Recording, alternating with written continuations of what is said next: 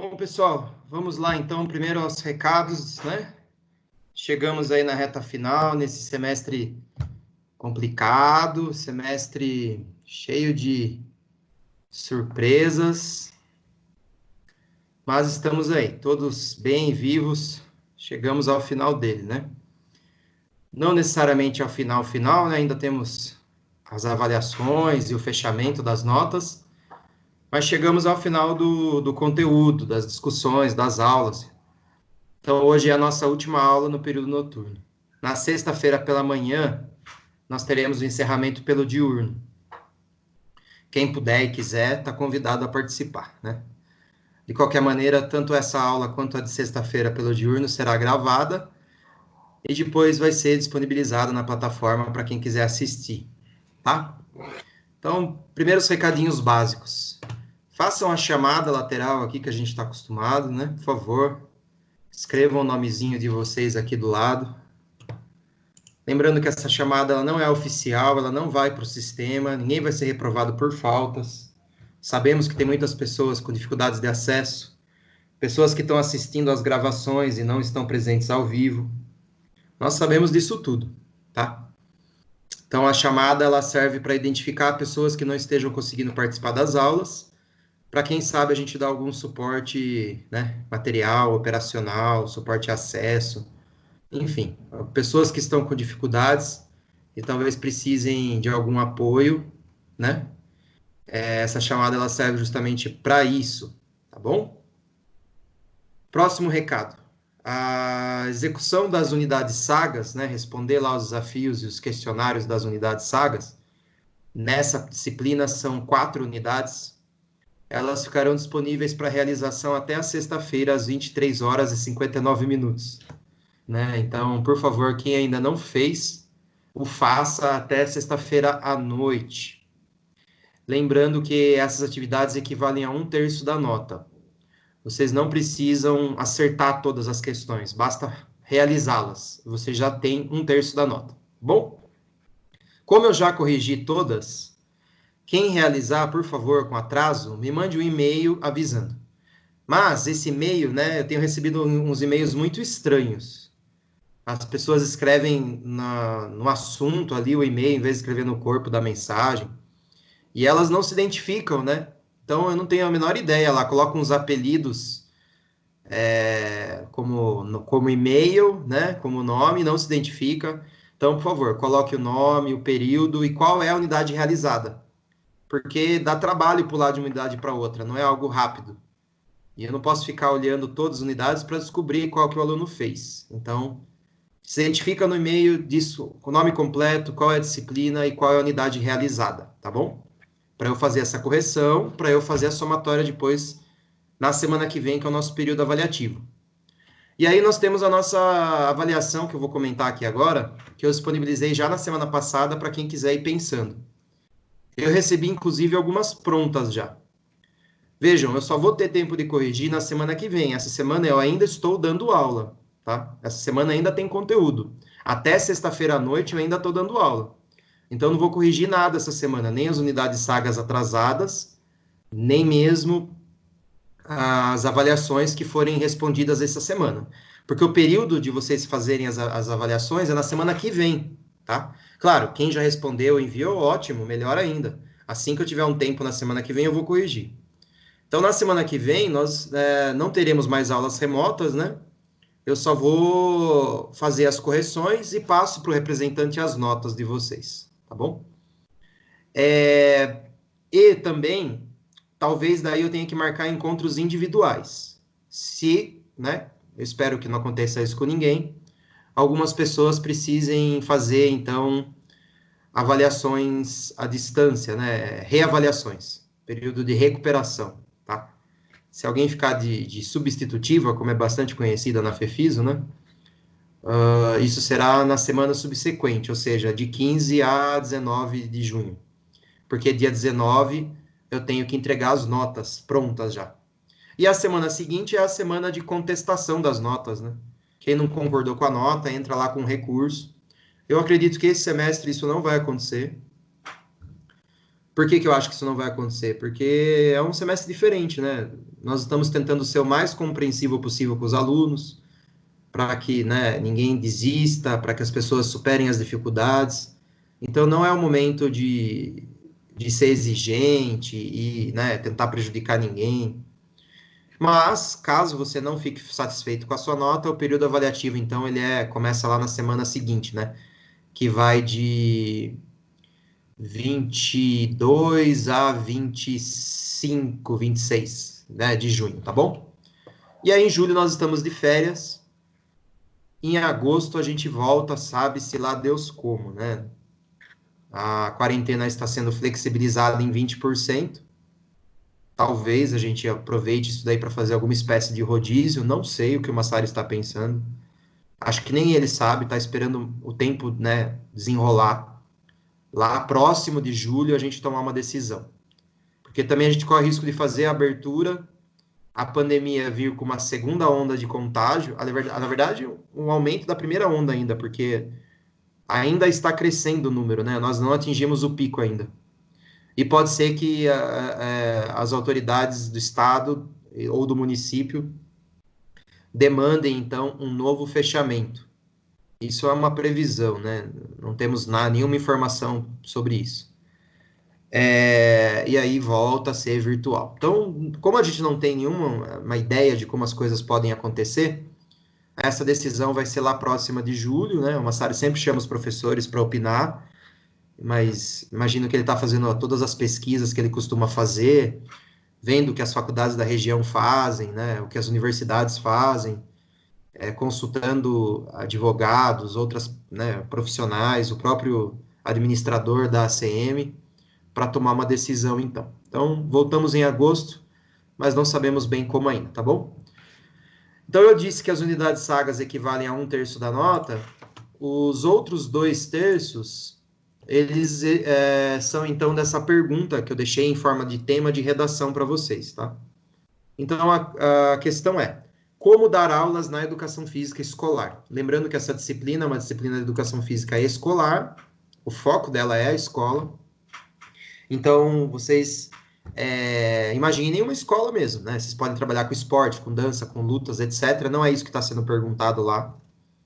Eu não estou perguntando especificamente de uma modalidade. Não é para você mandar um plano de aula, também não é essa a questão. Elaborar um plano de aula de dança, por exemplo, não é isso. Ou mandar uma aula de como ensinar futebol, também não é isso, tá? Eu quero que vocês escrevam uma redação baseada no que nós discutimos o semestre inteiro, né? Naquele atravessamento entre teorias da aprendizagem, sociedade e didática, né? É uma tríade que a gente vem discutindo desde o primeiro dia, e aí vocês podem se alimentar das discussões para propor lá um método de ensino. Precisa ser baseado nos autores que eu trouxe? Também não. Até para ser coerente com o meu próprio discurso, vocês podem trazer outros argumentos, outros pensadores, outros autores, outras formas de trabalho, né? É claro que daí você tem que ter bala na agulha, né? Não é o discordar pelo discordar, é o discordar com argumentos, com uma produção teórica consistente, né? Com elucidações que sejam claras o suficiente para sustentar ali a sua proposta. Então, é mais ou menos nessa linha. Esse trabalho teórico, né, que é o que resta. Esse trabalho seria muito mais interessante se vocês pudessem ir na escola, assistir às aulas e depois fazer uma espécie de debate, né, como é feito com os outros períodos, mas não estamos tendo aula, né, enfim, limitados que estamos ao mundo virtual, essa discussão vai ter que ser inteiramente teórica, então, vai ter que se limitar a uma redação. Eu não delimitei, eu estou olhando aqui, eu não coloquei número mínimo, né? Ou coloquei? Deixa eu ver. Colocou 2 laudas, professor. Colocou 2 Ok, folhas. 2 laudas.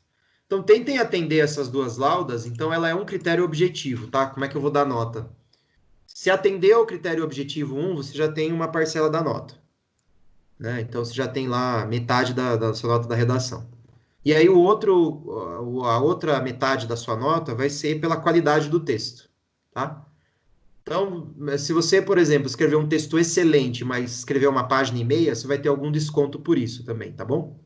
Porque é uma tentativa de construir um critério objetivo. Eu estou ciente, né, de que meia página pode ser suficiente para responder essa questão de maneira satisfatória e de uma maneira extremamente brilhante, mas o objetivo é justamente que vocês exercitem a escrita, que vocês se coloquem nesse processo, nesse trabalho de pensar e escrever, que é uma coisa que nem todos de vocês estão acostumados. Na verdade, eu diria que poucos praticam esse exercício, né? Então, isso é uma capacidade, uma habilidade extremamente importante para o professor, para alguém que tem formação em ensino superior. Logo, esse trabalho tem como exigência, então, essas duas laudas para fazê-los escrever mesmo. E até porque o prazo é longo também. Eu coloquei esse trabalho na semana passada e vocês vão entregar na sexta-feira da outra semana ainda. Então, vocês têm mais de 15 dias aí, quase 20 dias para fazer isso daí. Então, é um tempo mais que suficiente, né? Se você passar das duas laudas, você não vai ganhar nota a mais por isso, tá bom? Tem que atender o critério e escrever um texto com qualidade, dialogando com os autores que nós trouxemos ou não, mas trabalhando em cima da tríade, tá? Trabalhando em cima da questão da didática enquanto atravessada pelas exigências sociais. Eu quero a sua discussão de sociedade sobre isso, seja para fazer uma crítica à sociedade de consumo, como eu fiz, ou não, tá? Ou para trazer uma outra perspectiva social. De repente tem um militante comunista aí, pode falar também lá, né? Trabalhadores do mundo univos, pode escrever, não tem problema. E se tiver alguém também pró-capitalismo, pró-consumo, vá lá, argumenta, também fica à vontade. Não precisa defender o meu ponto de vista, mas precisa sim argumentar passando por essa questão. E passando também pela questão das teorias da aprendizagem que sustentam uma prática didática, né? Toda prática didática ela é tanto uma exigência social quanto ela está embasada num modo de compreender como as pessoas aprendem. Então você tem que passar isso também, né? Não precisa trabalhar com a aprendizagem inventiva, que é o que eu trabalhei, não precisa. Pode trazer uma concepção mais piagetiana, que vocês estão trabalhando em outras disciplinas, mas, novamente, tá? Tem que estar bem argumentado, né? Não é porque eu não estudo Piaget profundamente que eu nunca li Piaget na minha vida, pelo contrário. Para criticar as teorias clássicas da aprendizagem, eu tive que lê-las muitas vezes e bastante vezes. Então, se escrever qualquer bobagem lá, será devidamente identificado, né? Esse é o desafio de vocês. É um trabalho que, paradoxalmente, ele não é fácil, porque ele exige tempo de ficar pensando, né? Então, isso daí talvez seja uma coisa que, para muitos, pode ser uma atividade um pouco extenuante. Por outro lado, ele acaba sendo fácil porque ele não exige decoreba, né? Imagino que tenha disciplinas agora que vocês estejam preocupados em ficar decorando, aprendendo fórmula, decorando regras, né? Enfim, seguindo um modelinho, tá? Então, de certa forma, é um alívio que vocês não vão ter que fazer isso para escrever o texto. Vocês estão livres dessa amarra do pensamento. Tudo bem? Alguma dúvida, então, em relação à nossa avaliação, método de avaliação, a nossa forma de operar?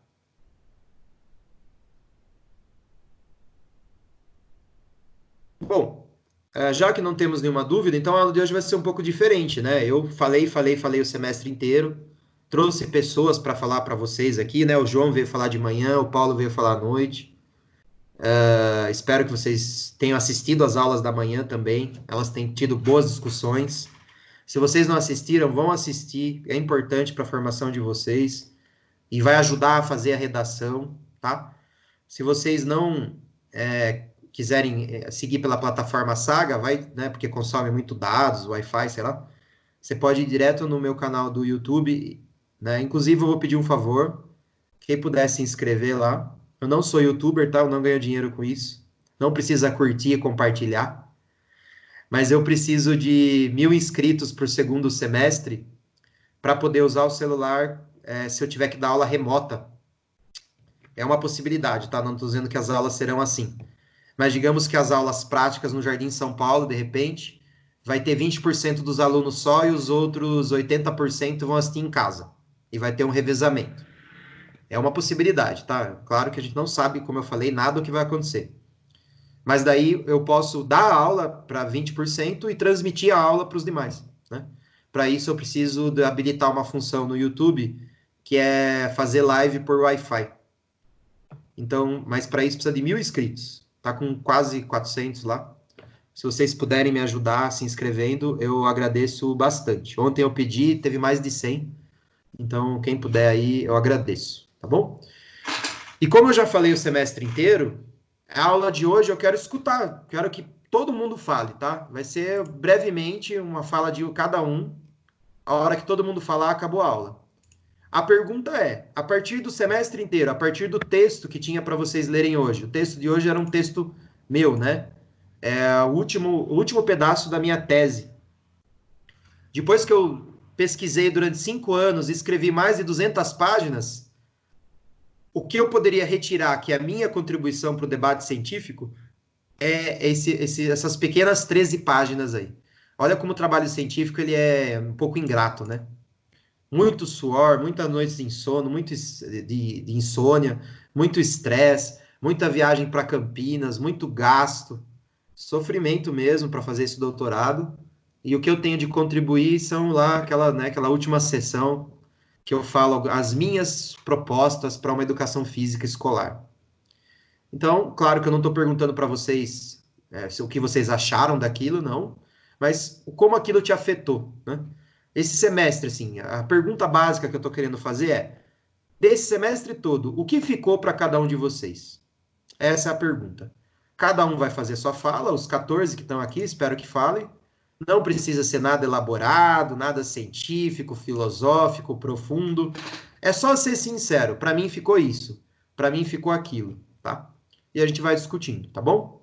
Então vamos lá. Quem começa?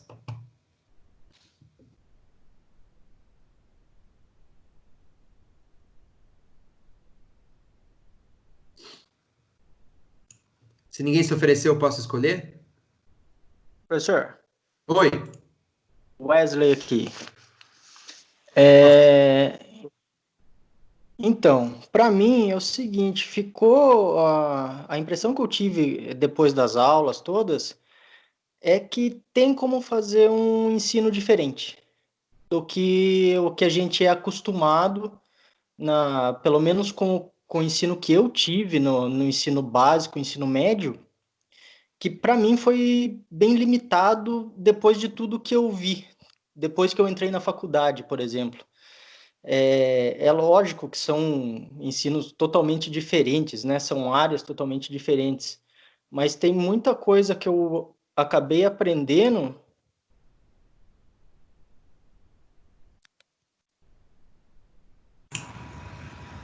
Tá normal o som aí?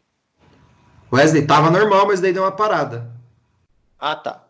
Não, voltando então, como eu estava falando, tem muita coisa que eu aprendi que, assim, não precisa ser aquele ensino mecanizado, assim, aquele negócio travado, sempre do professor impondo a regra, vai ser assim e pronto, vamos fazer a prova e é isso, entendeu? Para mim, assim, eu achei que é muito mais proveitoso você ter um diálogo com os alunos e expor maneiras diferentes de trabalho para eles, até porque eu acho que para o próprio aluno ele vai acabar aprendendo mais dessa maneira e não só decorando aquilo momentaneamente e esquecendo depois de um ano, um mês ou até um dia, entendeu? Então, para mim, o que ficou de grande ensinamento desse semestre tem como fazer diferente.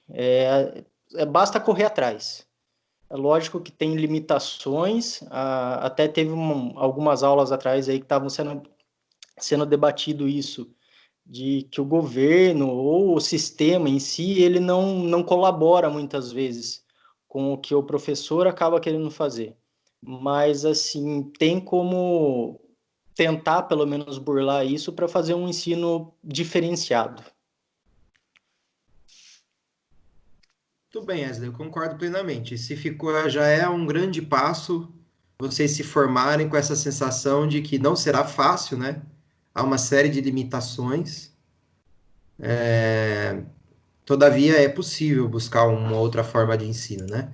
É possível que o professor continue estudando, lendo, e principalmente que ele não perca o foco daquilo que é importante, né? O que é o quê? Um ensino que realmente tem impacto na vida dos seus alunos, né? Que não seja aquele ensino que é o chamado pacto da mediocridade, né?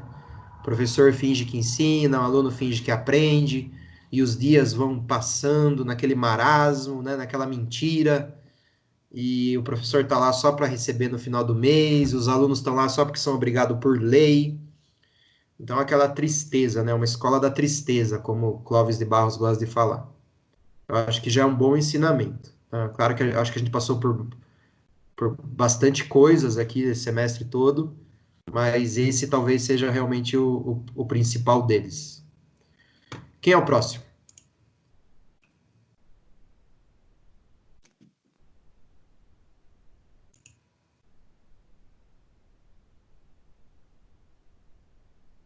Vou ter que escolher aqui.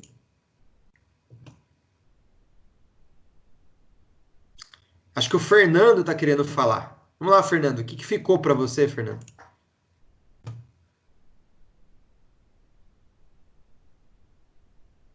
Acho que o Fernando nem está aí, pelo visto. Então, professor. Boa, Fernando. Vai lá. Professor. Pode falar, estamos te ouvindo. Para mim é isso também que o Wesley falou, que é sempre repensar as coisas, não ser um professor estagnado, que por exemplo, uma aula não seja a mesma para todos, assim, que nem idades diferentes, que uma aula que eu faça hoje não seja a mesma daqui um ano, daqui 2 anos, que eu tenha que inovar. É isso que eu aprendi, eu acho que é isso.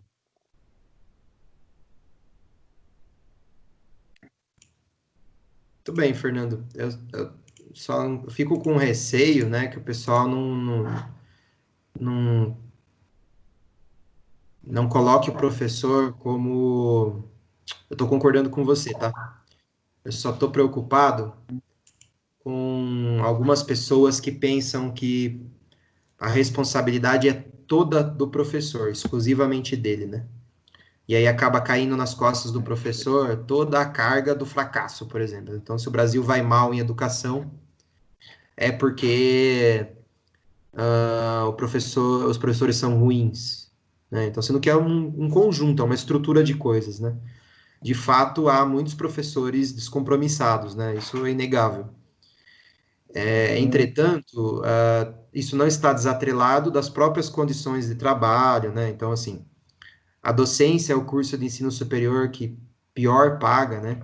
Tem muitas profissões de nível médio que pagam mais do que ser professor, né? Um eletrotécnico, alguma coisa assim. Principalmente se você começar a subir nas regiões mais pobres do Brasil, né? Talvez aqui na região sudeste, numa cidade como Sorocaba, isso seja um pouco melhor. Então, eu concordo com você, eu acho que é um ensinamento que a gente tem que levar dessa renovação, né? Desse tesão que o professor tem que ter pelo que ele faz, desse tesão que ele tem que ter pela própria aula, senão a chance dele impactar os alunos é zero, né?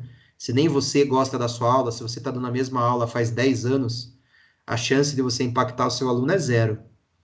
Mas sempre também associando, por isso que eu falei que há uma conexão entre as teorias da aprendizagem, né, o professor ali na sua atuação didática e o próprio contexto social. Bom, muito obrigado, Fernando. Quem vai agora? Nada.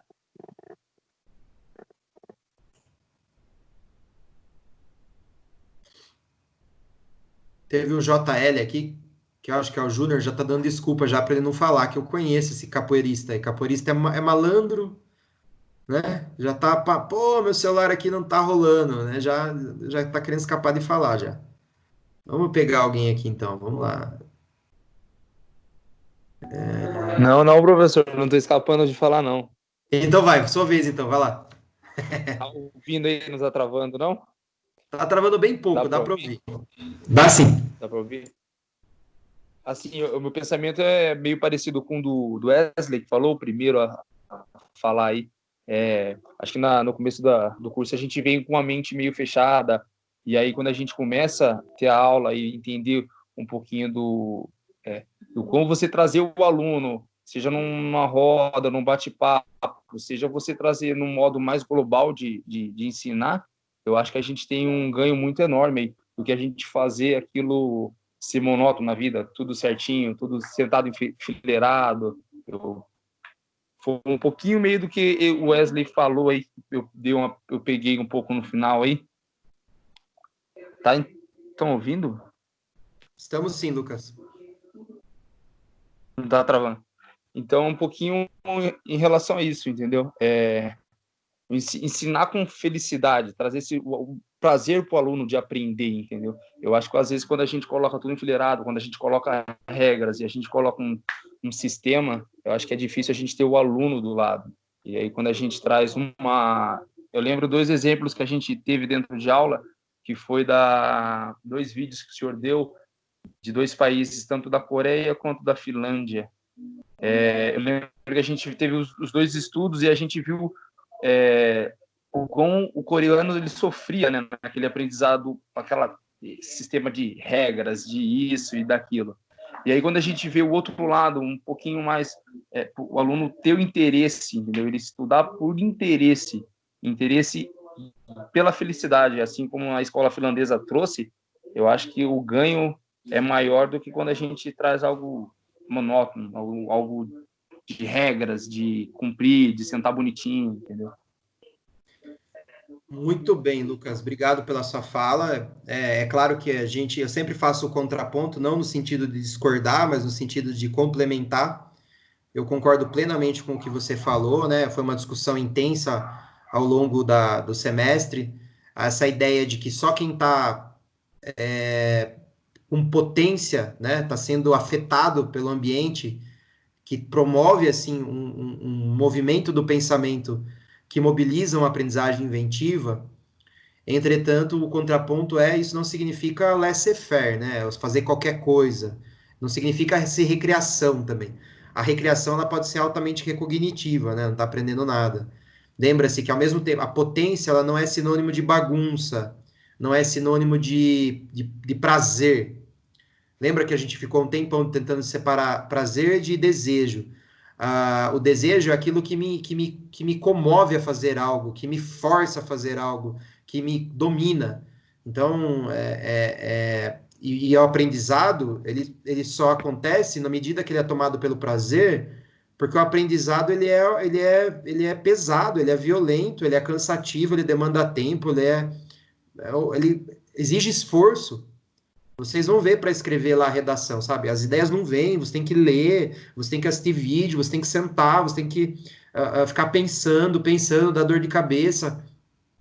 Esse processo, ele não é fácil, mas ele só acontece quando você está tomado de desejo, né? Então, quando a gente fala assim que o professor tem como alvo o aumento da potência do agenciamento, né, da coletividade, nós não estamos dizendo que o professor é um recreacionista, que ele vai fazer bagunça, que as crianças têm que se divertir, que, né, então não é isso, né, não é essa desorganização, não é só a fruição, é sim a gente ser tomado por aquele desejo, pela curiosidade, pela motivação, né, pelo envolvimento, né? Então eu estou usando várias palavras aqui para tentar, né, cercar um pouquinho esse significado do que seja esse alvo, que nem sempre vai ser atingido também, né?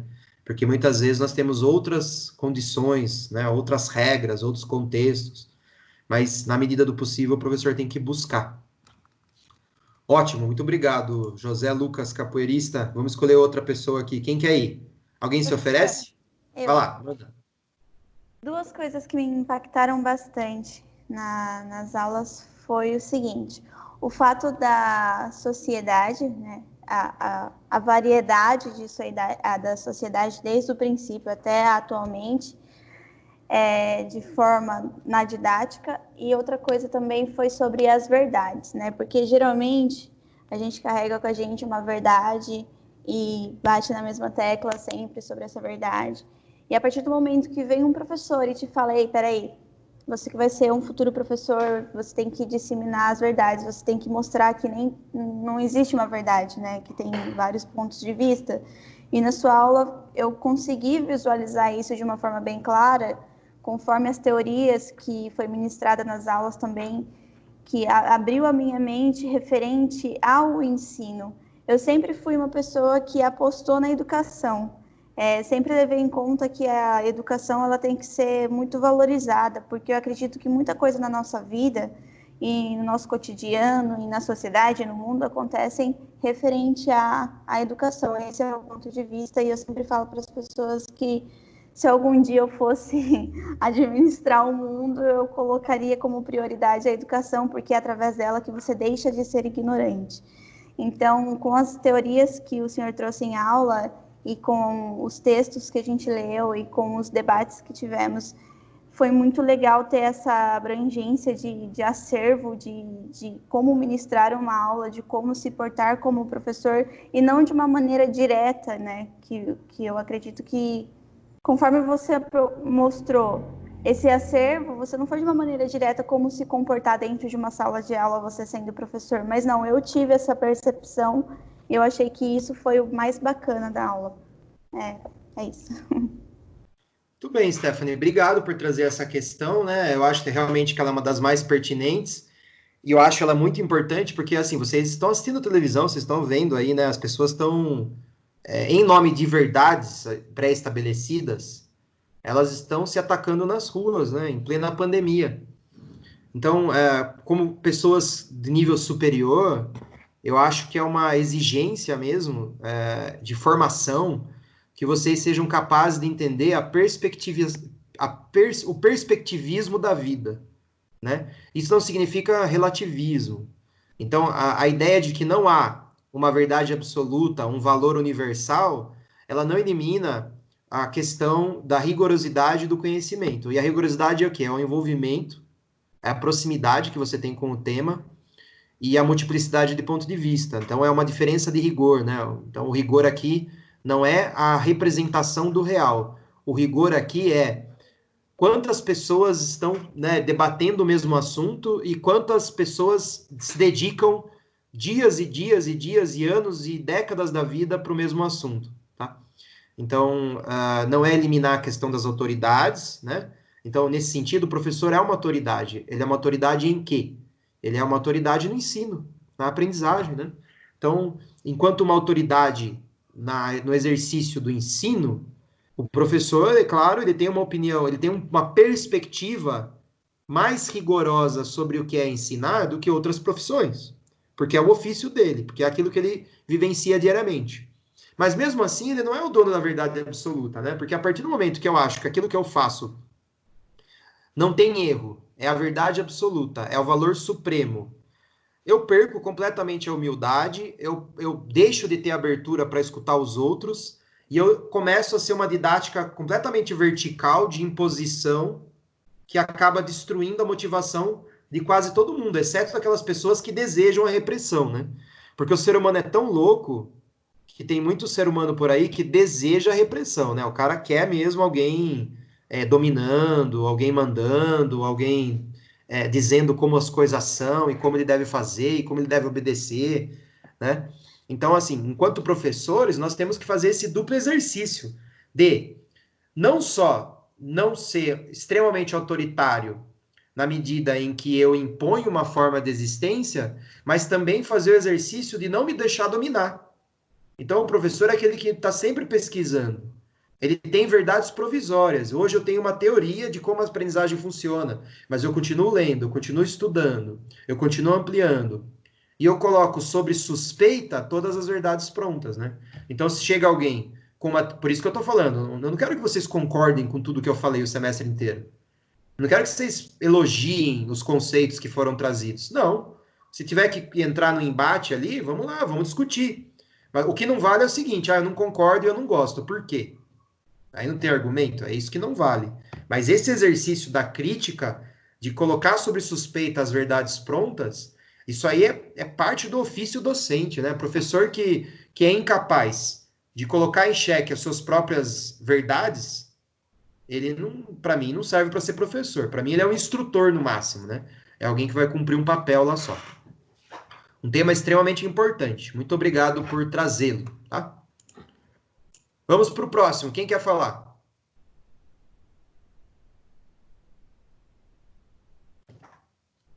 Vou ter que escolher alguém aqui?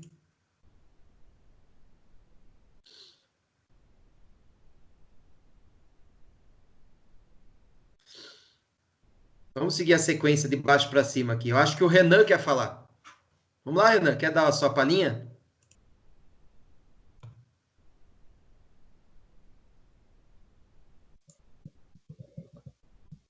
Tá dando pra ouvir? Tá, sim. Manda bala. Tá, pode ligar aqui. É mais complementando o que todo mundo falou mesmo. Mas acho que o que mais ficou é a parte do desejo que você tiver, tipo, uma motivação que você consiga passar para os outros, que você dê uma aula tendo a sua própria motivação, você consegue, tipo, tirar muito mais o interesse dos outros que você quer passar. Daí, se você ficar criando sempre uma aula diferente, assim, motivante, que seja não igual essas que você só vai privilegiar quem já sabe mesmo, que foi o que eu sempre tive, e depois tive o contrário, que eu, primeiro ano meu, eu passei sem ir na quadra nenhum dia, foi tudo aula em sala. Então é meio que os dois extremos, acho que se você pegar o meio do caminho, consegue ser bem mais proveitoso. E acho que é isso. Muito bem, Renan, muito obrigado pela sua fala. E eu concordo com isso daí. Essa ideia de que, e para complementar a sua fala, né, o professor, para ele ter tesão pelo que ele estuda, ele precisa ensinar. Desculpa. Para ele ter assim, esse envolvimento com o que ele ensina, ele tem que ensinar aquilo que ele ainda não sabe, né? Então, se você chega para a aula não com as verdades prontas, mas aberto para construir o conhecimento junto com os alunos. Esse é o tesão da coisa, sabe? Esse é o envolvimento. É o professor, claro, existe uma hierarquia, nós estamos dentro de uma sociedade, né? Que nem aqui agora. Eu estou fazendo perguntas. Ninguém precisa ficar com medo, tá, pessoas? Eu não vou contrariar o que eu falei o semestre inteiro e forçar vocês a falar. Se vocês não quiserem falar, vocês não falam. Mas eu estou usando aqui uma estrutura social e a minha autoridade para conduzir uma discussão. Então, o professor não deixa de ser irresponsável pelo processo. A responsabilidade ainda é dele. Nesse momento aqui, a responsabilidade é minha por fazer essa aula acontecer. Então, não é se ausentar, não é abrir mão disso, mas é o professor ter a consciência de que ele não sabe tudo, então ele vai aprender junto com os alunos também. E é isso que motiva, é isso que aumenta o meu desejo, é isso que me dá vontade de voltar a dar aula. Pô, imagina, se eu der aula por mais 20 anos, imagina o quanto eu não vou aprender ainda nos próximos 20 anos. Olha só. Agora, se eu der aula no sentido de ficar repetindo a mesma coisa, aí o pensamento é inverso. Puta que eu pariu, eu vou ter que dar aula por mais 20 anos. Será que eu aguento? Será que eu aguento ficar falando a mesma coisa por mais 20 anos? Eu sei, eu pessoalmente, que não. As aulas que eu começo a repetir muito porque não deu tempo de estudar de novo, porque a correria tá grande, eu já vou já meio broxado. Imagina ficar 20 anos aí falando a mesma coisa, não dá. Então a gente precisa dessa abertura para o novo, né? Bom, seguindo aqui a ordem, nós temos o Michael. Maicão, quer falar?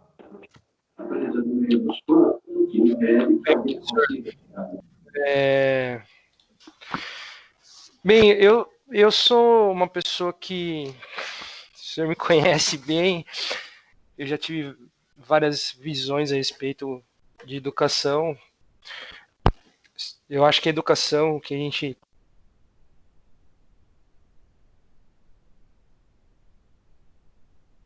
Michael, tá aí?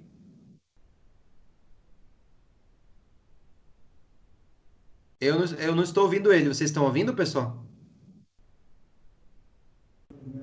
Não, também. Michael, Não estou ouvindo também, não. Não, também. Acho que deu.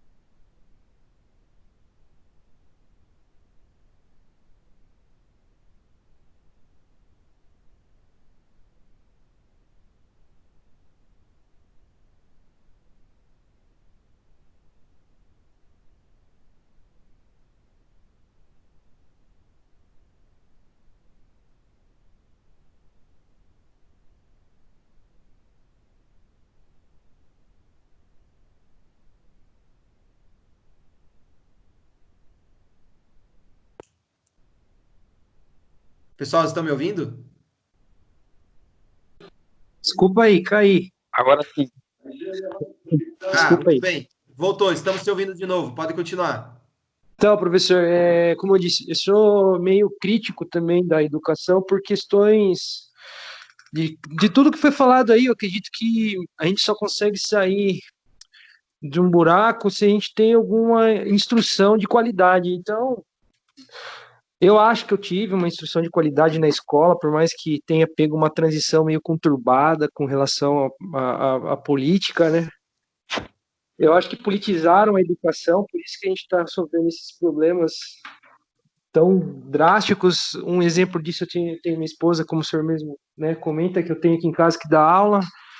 A prefeitura, que me espanta, né, diferente do Estado, não tomou nenhuma providência com retorno às aulas, com questão à pandemia. As crianças estão sem aula desde o mês da prefeitura, né? Desde o mês de março, né? E eu acho que com as aulas que eu só reforcei as questões de que a gente precisa ter uma mudança urgente na educação, porque se continuar desse jeito aí, nós só vamos criar pessoas mais ignorantes. Eu não gosto dessa palavra, porque eu acho que ninguém é ignorante, porque todo mundo tem um conhecimento em certa área.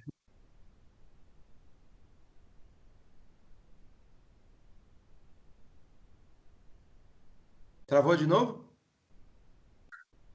Se a gente não tomar uma atitude meio drástica, a gente vai acabar tendo pessoas ignorantes do sistema educacional, né? Até que tipo de professor que a gente vai ter. Mas é isso esse é o meu pensamento aí a respeito de todo semestre, só me reforçou. Eu acredito, sim, nas teorias, eu acredito que a gente tem que retirar as coisas positivas de todos os tipos de pedagogia, de ensino, né? Vygotsky, Sócrates, entre outros aí, Descartes, e por aí vai, professor. Eu acho que a gente tem que tirar o máximo de tudo aí. Tudo bem, Marco. Obrigado pela contribuição. Concordo com algumas coisas. Queria só fazer um contraponto, como com todos os que falam, né? No sentido da gente ampliar a discussão. Então, de fato, a educação no Brasil é uma questão complicada mesmo, né? Acho que nós precisamos de muitos avanços. Entretanto, deslocando um pouquinho o foco, né? Deixando essa discussão para outro momento, a discussão mais política, mas trazendo para a discussão filosófica, mais uma filosofia política. Então, vou fazer um pequeno contraponto, né? Então, eu concordo na medida. Quando a gente leva a discussão para a política institucional, é isso que eu estou querendo dizer, aí eu concordo plenamente com você, no sentido de que a educação ela é precarizada no Brasil, né? Recebe poucos recursos, formações insuficientes, né? Ela não tem o destaque dentro de um projeto nacional aí. Mas deslocando para filosofia política e não para política institucional, não há qualquer possibilidade de uma educação neutra, né? Isso não existe, né? Então, acho que uma das questões que nós traçamos durante todo o semestre é o quanto a sociedade interfere diretamente na qualidade do ensino, né? Isso é política. Não é política, né, de um partido contra o outro, não nesse sentido, né? Essa institucionalização ela é mais rasteira, é uma discussão mais empobrecida. E ainda que ela seja importante e influente e também produza efeitos materiais, não é a explicação de todos os fenômenos educativos não passam pela política institucionalizada. Mas, dentro da política filosófica, nós vimos que nós somos seres políticos, né? Nós convivemos com os outros. Política aqui no seu sentido de polis, de conviver com o outro. Então, a educação, a escola, sendo um local que foi criado pela sociedade, é impossível que ela não seja política, né? Porque a escola, por excelência, é local de convivência. Então, e é nesse momento que entra uma outra questão que você falou, a questão do tirar algo de bom de cada coisa, né? Então, essa própria relação do que é bom e do que é ruim, ela é uma relação valorativa, o que demonstra a complexidade da função escolar, porque ela coloca para conviver pessoas com valores distintos, né? Com modos de compreensão de como a sociedade funciona que são distintos. E aí também tem uma fonte de tensão, que por sua vez implica na didática também, né? Então, assim, para ficar num exemplo mais besta possível, porque eu não quero discutir exemplos, né? Quero discutir de maneira aprofundada. Mas imagina que você é um professor de educação física e você vai dar aula, e aí vem uma criança e fala: não posso fazer educação física porque minha mãe não permite, porque eu uso saia e não posso, pronto. E não posso pôr shorts para fazer educação física. A menina chega e fala isso. Minha mãe não permite porque a religião dela não permite. Então, veja, são valores conflitantes, né? E o professor tem que saber lidar com isso também. Então, aquela máquina social que produz agenciamentos, né, subjetividades no processo escolar, ela não se limita à questão do trabalho, do capitalismo, que a gente discutiu ao longo de todo o semestre. Ou seja, não passa somente pela questão Finlândia-Coreia, né? Ela vai um pouco além. Ela também se traduz em outros valores, né? Então, as disputas são inúmeras, tá? A gente poderia ficar a noite inteira aqui discutindo exemplos, mas o interesse não está no exemplo, o interesse está na compreensão de que a escola é esse local de ebulição onde diferentes valores se enfrentam, tá? E da qual a gente nunca vai escapar, porque a educação, ela é inerentemente um processo político.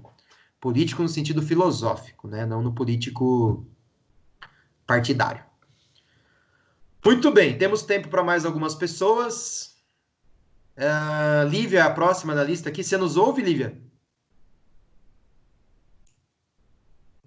Estou ouvindo, professor. Está me ouvindo? Estou. Você quer falar?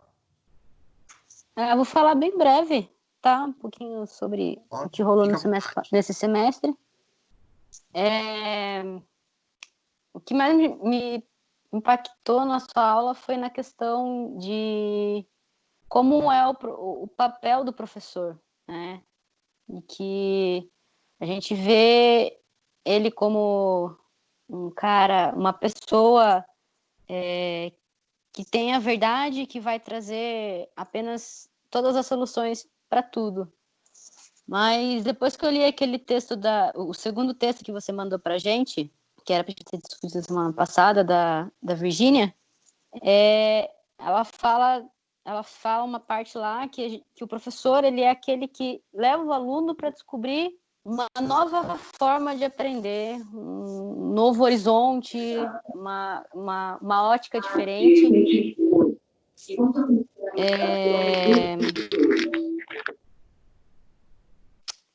Perdi o raciocínio.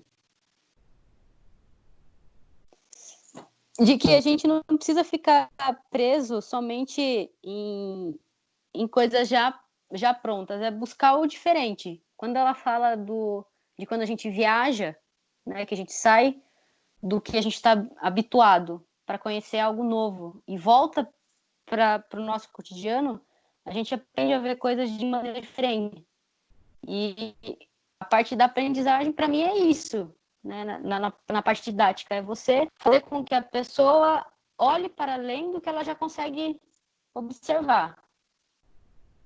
Que não é algo que tem limite, pode ultrapassar o limite. A gente, né, quando a criança fica perguntando por que é daquilo, por que tal coisa é daquele jeito, não é porque ela está sendo chata, intrometida, é porque ela tem vontade de conhecer o diferente, aquilo que ela não conhece. E acho que é isso que o professor deveria estimular nos seus alunos. É saber para além do que você já sabe, não ficar num negócio só. É isso. Muito bom, Lívia. Fiquei muito feliz que você tenha lido o texto na semana passada, ainda que de última hora eu tenha trazido o Paulo para debater outras questões, né? Aquele texto é muito bom. E eu concordo plenamente quando você nos coloca para pensar, a partir do que a Castrup diz, que essa função docente, talvez ela seja muito mais de apresentar possibilidades para os alunos do que determinar como eles devem ser e pensar, né? Veja, a criança tem uma curiosidade que é natural, o seu exemplo é perfeito. Por que a gente vai matando isso, né? Por que as crianças olham para a escola, e aí eu estou generalizando, né? Não são todas as escolas, nem todos os professores, nem todos os alunos, né? Enfim, estou generalizando aqui. Mas, em geral, de uma maneira generalizada, para ser redundante, nós vemos as crianças com um certo distanciamento escolar, né? Com uma certa pouca vontade. Até mesmo a FEFIS, assim, que é uma faculdade que a gente ama, em alguns momentos a gente pega o aluno desinteressado, né? Claro que lá a gente faz um esforço monstro para que isso não aconteça.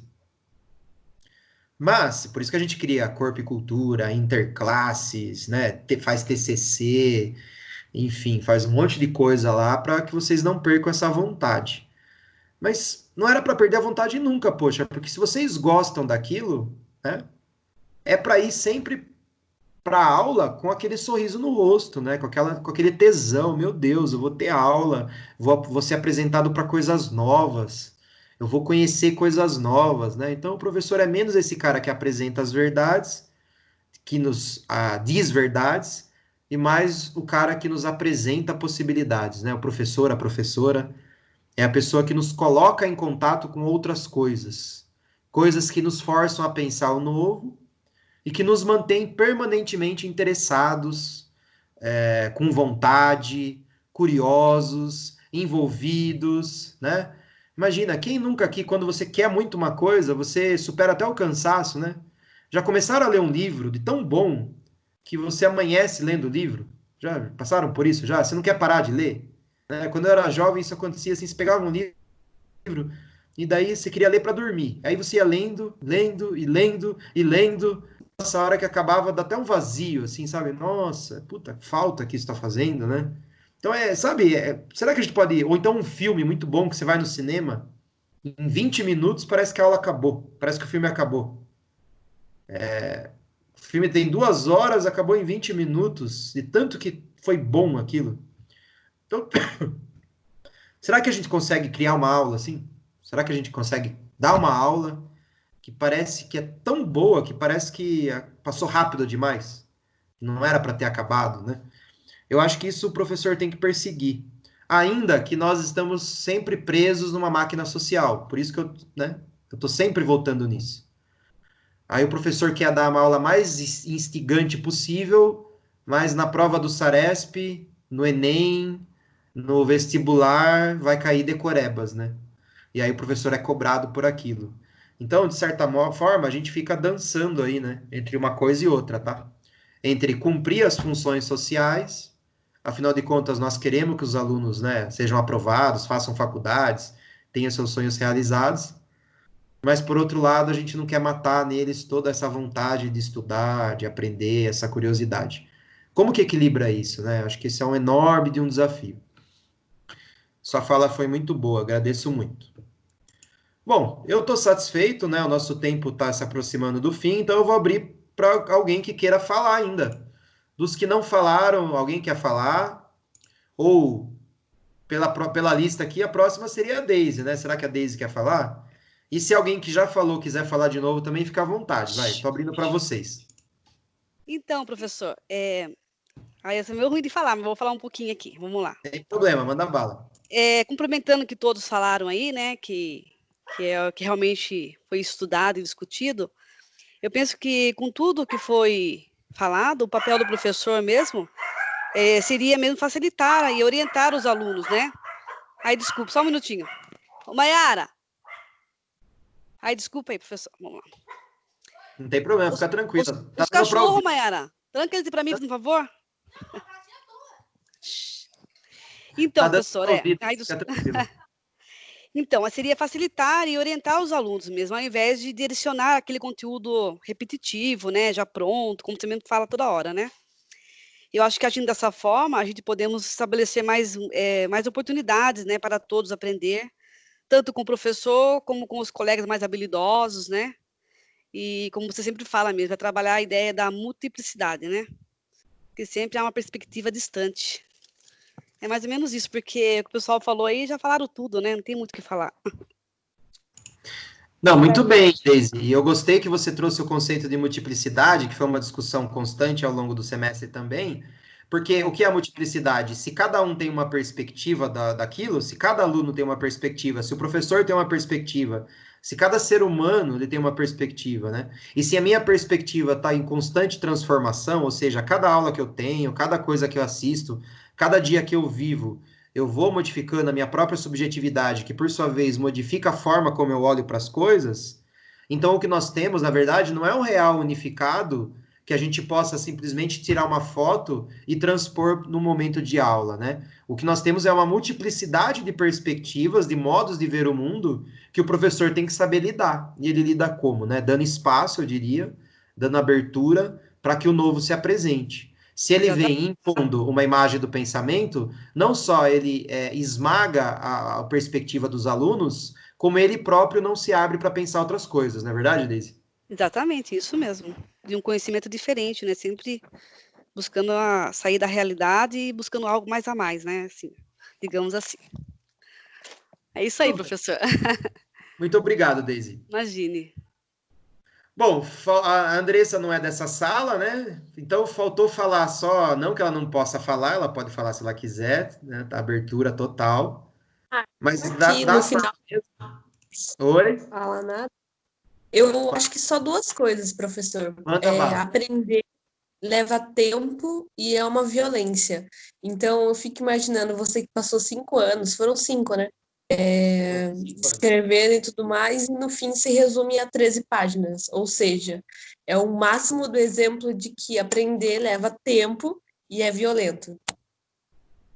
Olha, em algumas situações, me desculpem a analogia estúpida, mas em alguns momentos parece mais um estupro mesmo, de tão violento que é você, o processo de passar por um doutorado, assim, não é fácil não, né? O A negócio é tortura. difícil. A tortura é melhor que estupro. Obrigado, Deise. Obrigado. Menos Ai, sexualizado, mas é uma tortura é. em vários momentos. Mas chegou lá, né? Isso que é importante. Eu acho que todos nós, né? A gente é forçado a pensar novas coisas todo dia, né? Assim, o título ele é relevante assim para esse processo do pensamento. Muitas pessoas adquirem títulos sem passar pelo processo, né? Comprando ou escrevendo qualquer coisa, plagiando, sem passar por esse processo da violência, né? Então, acho que é uma, menos uma questão do diploma ali, do papel, da certificado, e mais passar por essa coisa de rever as suas próprias convicções, né? Eu acho que isso é a questão, né? Acho que o pesquisador ele não pode ser teimoso.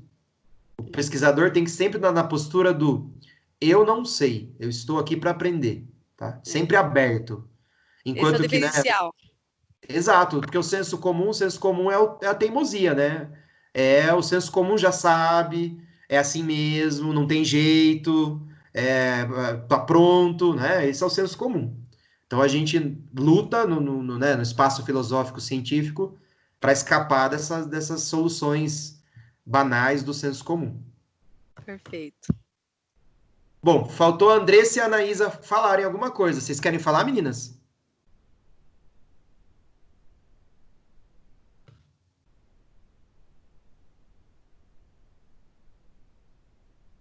Será que elas estão ouvindo a gente?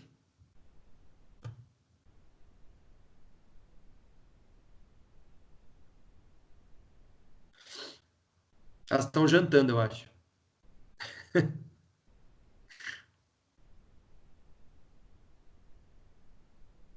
Bom, não tem problema. A hora que elas. Ah, vamos lá. Alguém, acho que a Andressa escreveu aqui. A outra Andressa. Eu tô sem microfone, mas eu concordo com a fala de todos antes de mim. Trazer inovações para as aulas. Professor procurar gostar mais do que ele faz e sempre com ideias novas. Sair um pouquinho do conforto. Muito bem. Sempre com aquele contraponto, né, de que a gente não pode culpabilizar o professor, né? Não podemos tomar cuidado para não cair no discurso do professor, generalizar o professor, a professora como preguiçosos. Mas é isso aí. A Anaísa tá aí, vai querer falar?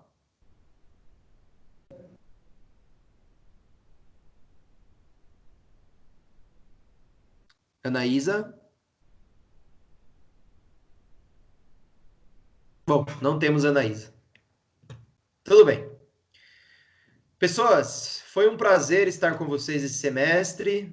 Encerramos aqui o conteúdo do noturno. Na sexta-feira temos aula para o diurno para quem quiser participar. Na semana que vem entramos em período avaliativo. Então, eu transmito as notas e as dúvidas e marco encontros, se precisar, diretamente com o representante, tá bom? Um forte abraço e uma boa noite para todos. Tchau, tchau. Obrigada para você também.